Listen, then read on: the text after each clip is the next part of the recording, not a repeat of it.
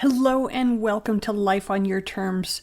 We are in week 2 of our 6-week journey exploring the archetypes of the human design profiles.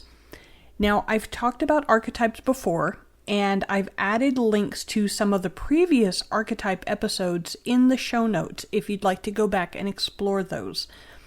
This journey takes us through the 6 profile lines of human design and their corresponding archetypes, and how you might see them show up for you if you have these profiles in your design. I'm Suzanne Arjona, and this is Life on Your Terms, where human design meets bold truth and permission to be real. You've played the role, you did what was expected, and now it's time to show up as you. So, your profile in human design consists of 2 of the 6 numbers that we'll be discussing, and when paired together, the corresponding archetypes work together as a team.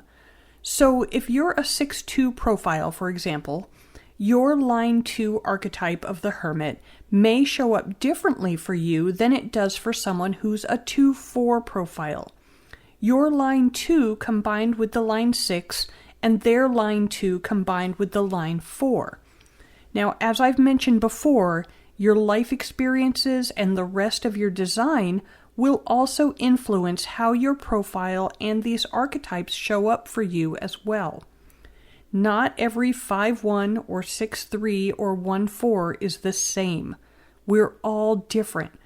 But these themes will give you hints as to how the archetypal themes may show up in your life and how you can work with them. So today we're exploring line 2. The line 2 in human design is the Hermit. It's also known as the natural or the responder. So your line 2 has a 3-fold purpose.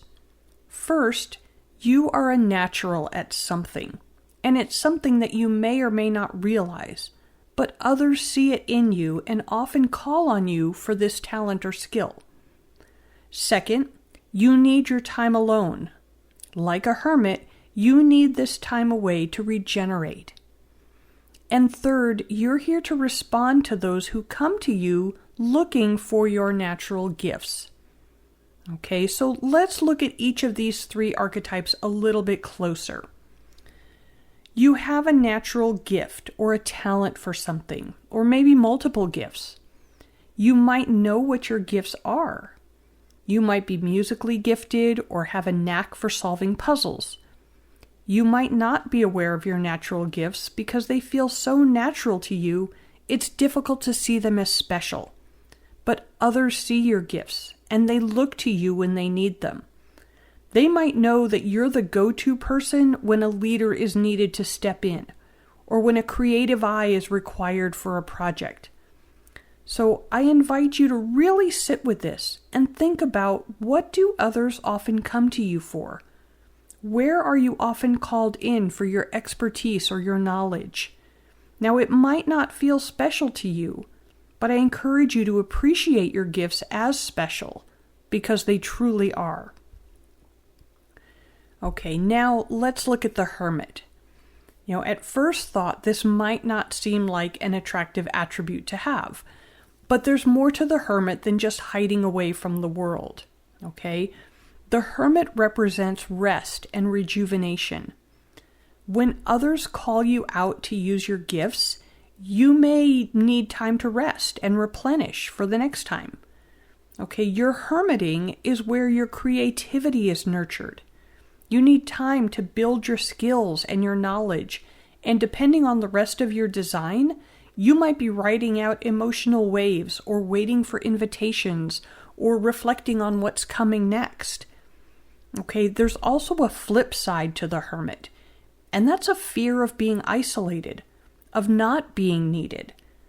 There's also a part of you that might give so much that you burn out and you're forced to retreat, to recuperate. And the solitude is for healing more than growth. Okay? Now let's look at the responder. You have your natural gifts, and you sit in your solitude, nurturing and refining this gift, waiting for the right time and place to share it. Your gifts are there for the right person at the right time. Offered to the wrong person, and your gift might be rejected, or at the wrong time, and it might be ignored.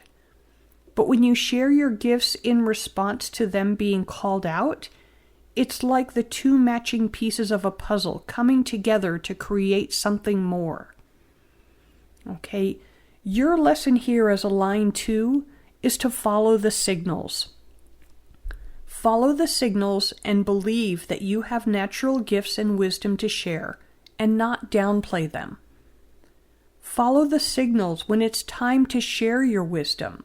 You're looking for the right place, the right person at the right time. And follow the signals when it's time to take a break and replenish your soul. Okay, as a 6-2 profile, I am very familiar with the line 2 hermit, and especially that balance between wanting to hide away from people and wanting to share my gifts. When I was younger, I would frequently stay home rather than go out and socialize. So this kept people at arm's length, never letting anyone get too close. I built some very effective walls around myself and my emotions, but it also kept me from growing my business and being able to share my gifts. I really wanted to get to know people, at least in small groups, so when I began learning about how to balance my need for alone time to replenish with socializing in smaller groups, this became much easier. I do still love to do things like travel alone, but there's definitely a balance now with being able to honor what others need from me and what I need as well. So I'd love to hear your experiences if you are aligned to as well. How have you balanced your hermit time with being in response to others? And how have you honored your natural gifts?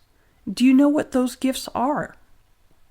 If you don't know your human design profile yet, you can grab your free human design chart at my website, suzannearjona.com, so you can follow along and participate in the discussion. I'll put the link in the show notes for you, along with, as I mentioned, links to some of the other archetype podcasts that I've done previously. So thanks again for tuning in, and stay tuned for the next episode when we'll explore line 3 and the martyr archetype.